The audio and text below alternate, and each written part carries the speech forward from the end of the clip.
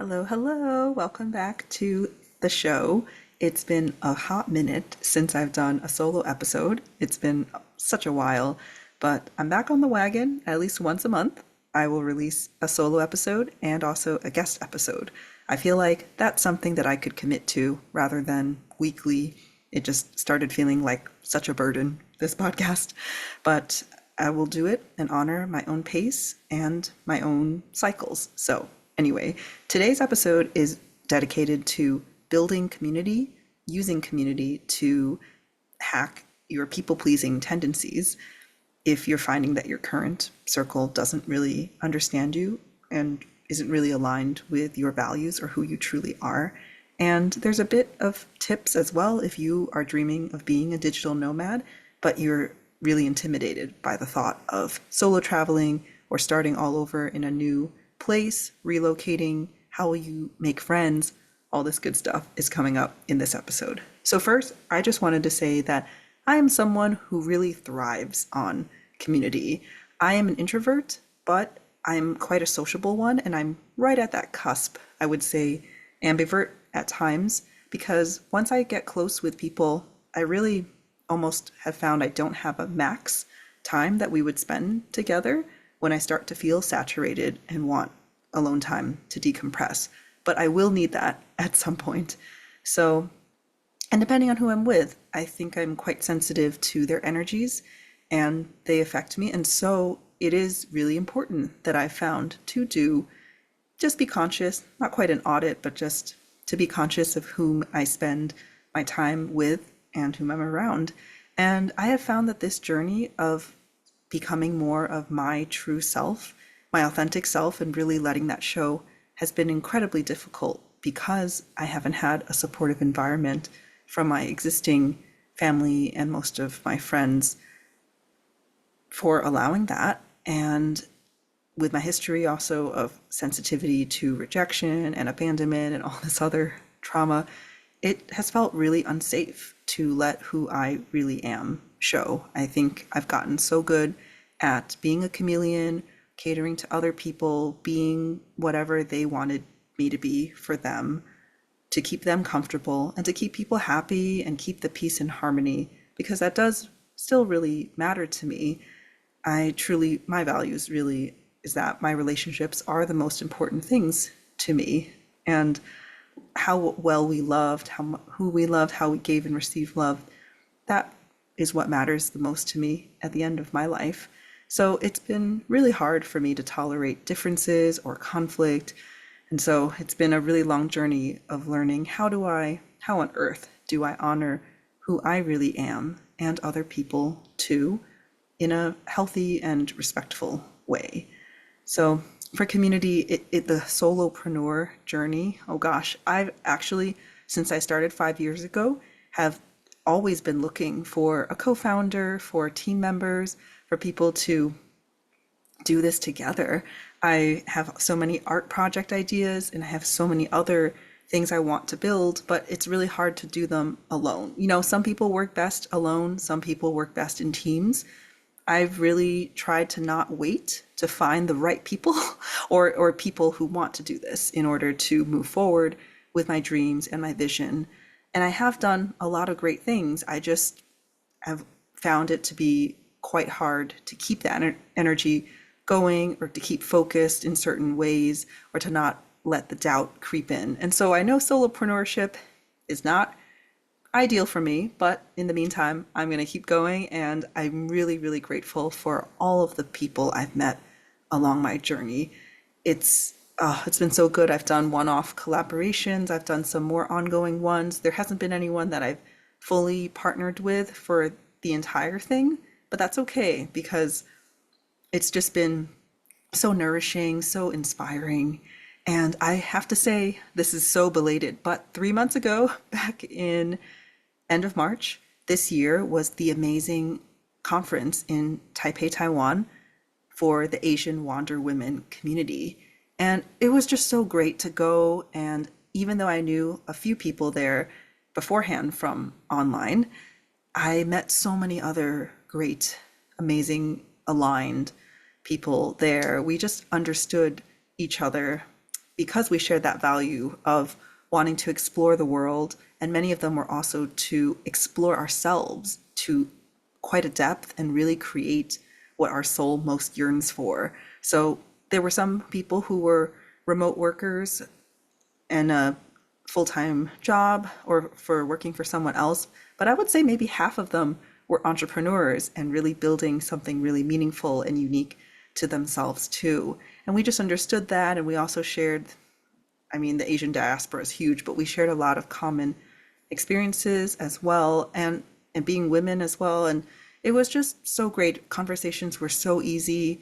There were so many great events. There was business stuff, networking events, but also 2 whole days afterwards of just socializing and doing a hike together, going out to eat together, having tea, having boba, partying even, just a variety of things. And I just felt so nourished. That's what I'd been craving for so long, especially after 4 years of solo traveling as a nomad and having to start over again, which I didn't mind. I do enjoy meeting new people, but it is draining on my social energy as well. And so that's why I had slowed down in my travels, kind of returned to some of my favorite places, because it was just getting hard to start over and over again. Although with enough rest, I'm like, all right, I'll just space it out and be more strategic about it. But for that, it really just filled my cup in a way that, oh, it's so hard to explain. But it also just really helped me feel that I'm not alone, that I'm not crazy, because the people who had existed before in my life are always telling me that I am crazy and I'm too idealistic and I'm too, whatever that word is, naive, stupid, head in the clouds for dreaming of something that is so, I guess, niche or uncommon, but I'm not trying to be uncommon. I just am just trying to be myself. And it's like, I'm sorry that I have weird tastes or unusual tastes for the lifestyle I want to live and the kind of career I want to have.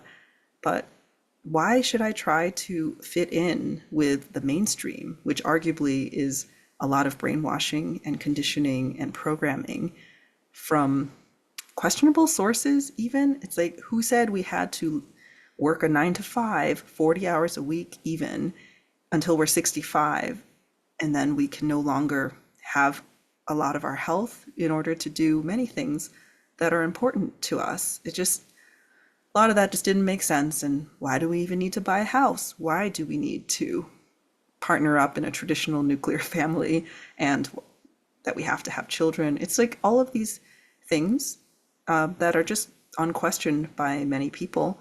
I've questioned it all. So anyways, and I tried to figure out what really feels true to me deep in my soul and what doesn't feel like a fit. And it's hard because we all want to fit in. I think that pain of rejection, isolation, outcasting, ostracization is just so painful. I mean, I've been the black sheep now for the entire 5 years, even before that, before I started on my journey, since realizing medicine wasn't the right fit for me, or at least the traditional life as a doctor.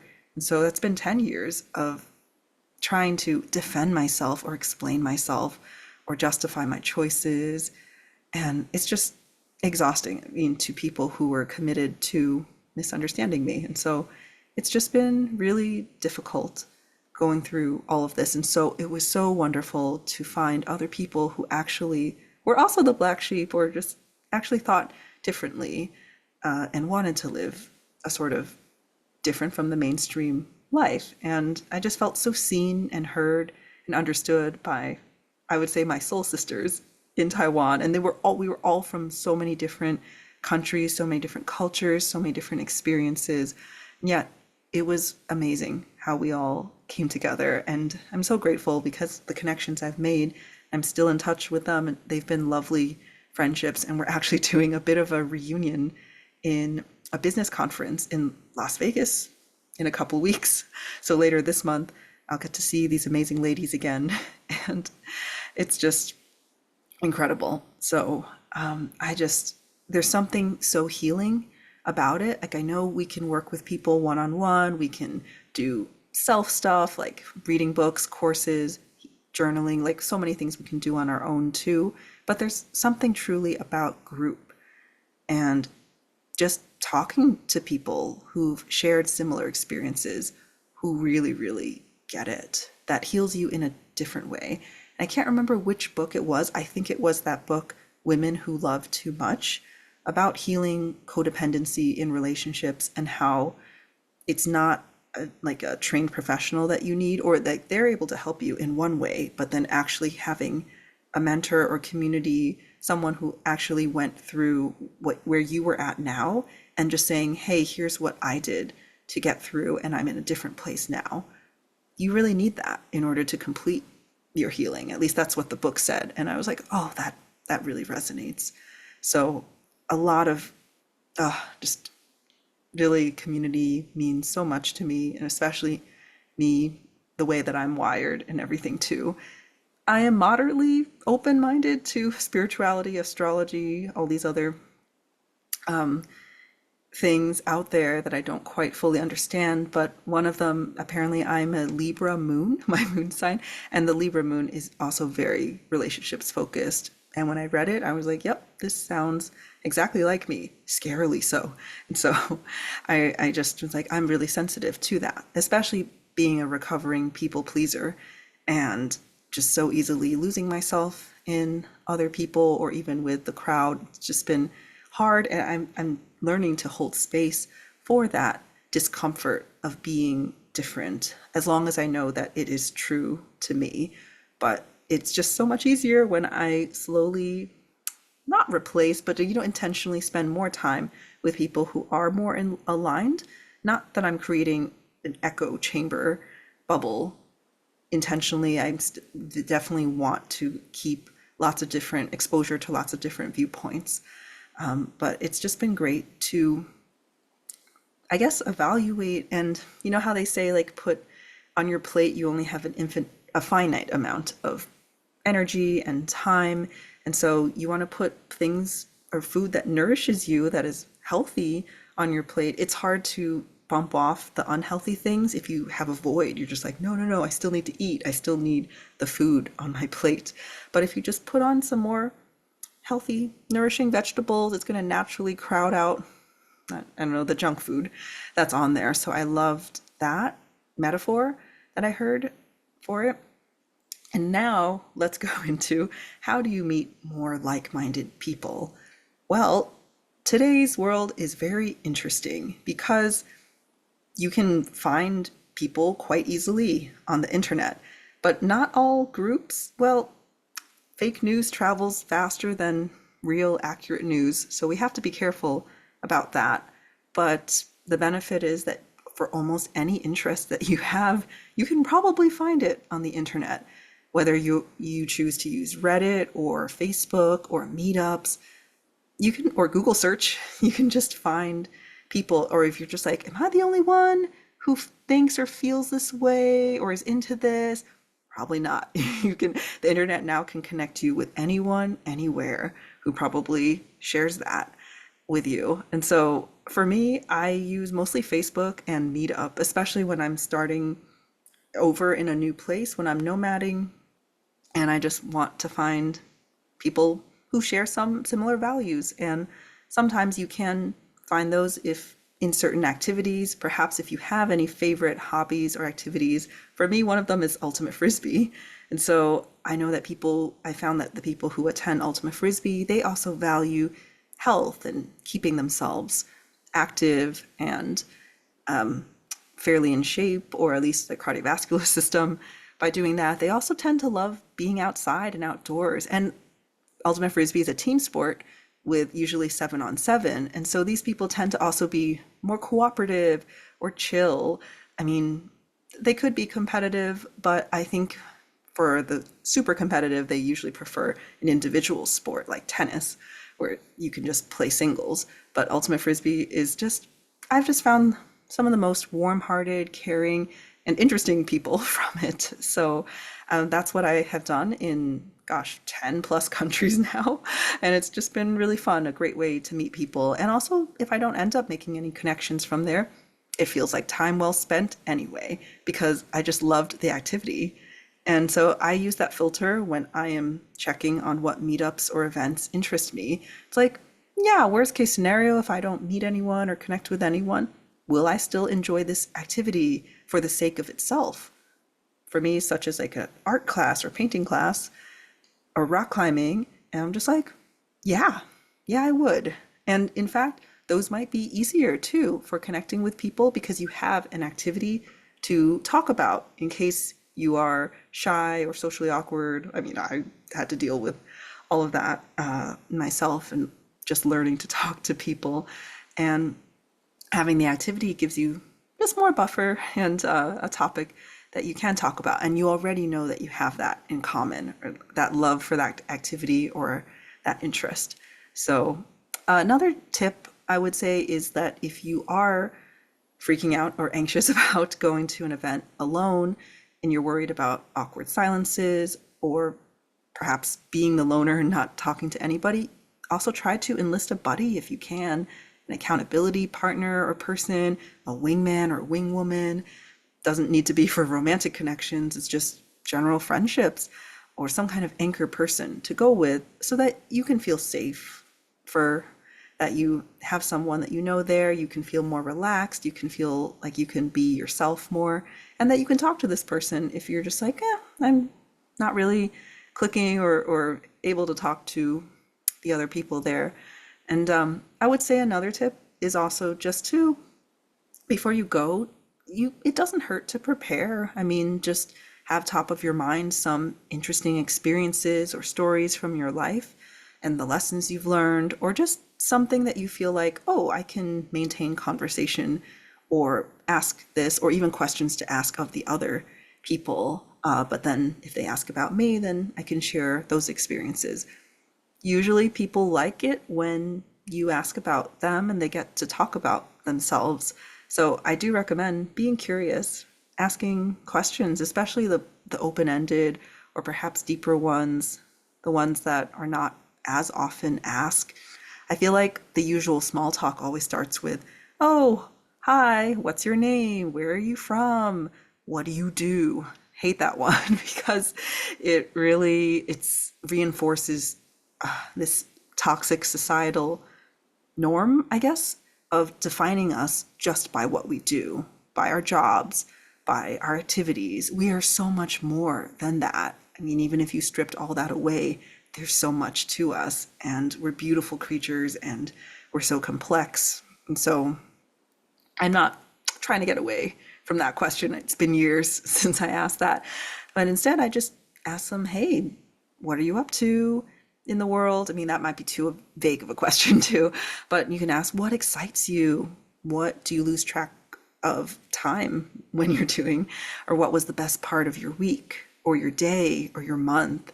Or what do you most look forward to doing next week, next year, next month? Or even just if you want to go there, what do you think is the meaning of life? Or what are your top values? What are your philosophies? I mean, there's so many that I could rattle off, but find what works for you, or find things that you genuinely want to know the answer to. I mean, your interests are different, everybody's different. And yeah, just see. And sometimes that helps break the ice. It helps you connect. And I guess if you go to something where there is a specific, if it's for business networking, you can talk more about your mission, your projects, things like that if there is a theme. But in general, if you're just trying to get to know someone, I feel like anything's on the table and you can ask. And I know that's annoying to say, just be yourself. But truly, there's, yeah. It's hard for sure, especially if you're not used to it, but this is definitely a skill that you can build, and this can help you find those people who you really resonate with. I know from my experiences, it's been crazy because my closest friends now are not necessarily my longest friends, like my oldest friends, the ones I've known for the longest time, because I've evolved so much. I've changed a lot, and it's people also change, and sometimes we've grown apart, and other times I look back and I'm like, yeah, I wasn't really being myself or showing myself. So of course, those friendships didn't really, they don't make as much sense now. And then some people, I meet them and I feel like I've known them for much longer than I have, and that's just such a great feeling too. I mean, I don't know, I'm open-minded about past lives and things like that, but I think, yeah, it's just you never know. And I think in general, it has gotten harder to make friends as an adult, especially in your 30s and 40s and later. Not because people are malicious about it, it's just a lot of us already have our lives filled with all our friends, or a lot of friendships already, or we become more set in our ways, perhaps a little more closed off to new connections, or might feel like, oh, it's a lot of work, and for various reasons. But I think it is possible at any stage of your life to make a really meaningful and close connection with somebody. So, yeah, I could say more about community, but I will stop there. But it truly is something that it's truly so comforting and so life changing. And so, if you are in a place where you feel lonely or isolated, I hope you'll reach out. I don't know, maybe I'll know people who I can connect you with who might share your values. But truly, there is someone out there who gets you, even if it feels like there isn't anyone right now. So, anyways, that concludes this episode, and I'll see you in the next one. Bye.